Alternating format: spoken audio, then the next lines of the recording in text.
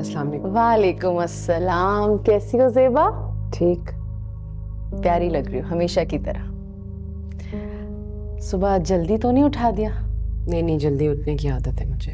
जानती हूँ, यास्मीन को भी हमेशा से आदत थी जल्दी उठने की, और जाहिर है ये आदत उसकी बेटियों में भी आई होगी।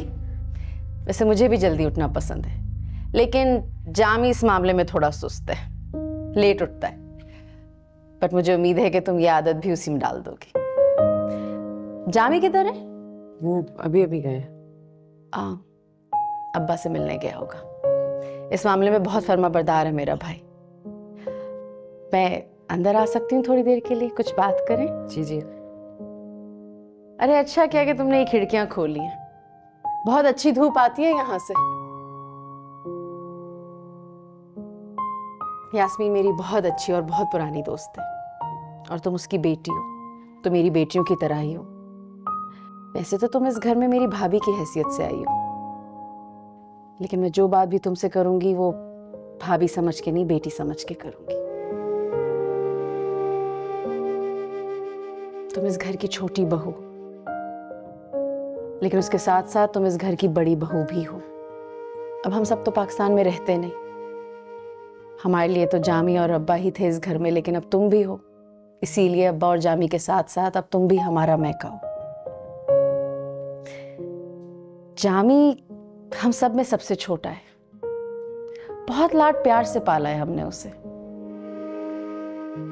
इसीलिए अगर उसकी कोई भी शिकायत हो ना, तो बस मैं चाहती हूँ कि तुम यास्मीन को बताने से पहले मुझे बताओ। और मुझे तुम एक कॉल करोगी ना, फिर देखना कैसे जामी को मैं सीधा करती हूँ। वैसे तो मुझे पूरा यकीन है यास्मीन की तरह तुम्हें भी शिकायत करने की आदत नहीं है। तुम जानते हो मेरी सारी सहेलियों में यास्मीन वाहिद थी जो बहुत साबिर थी और सबसे ज्यादा खुशमिजाज थी क्या बल्कि है, और तुम उसी की परछाई हो। मैं कहना चाहती हूं कि इंसान के पास ना सबसे बड़ा हथियार सब्र होता है। वो जितना सब्र करता है उसके लिए उतनी आसानियां पैदा होती हैं, और फिर सब्र का फल भी मीठा होता है।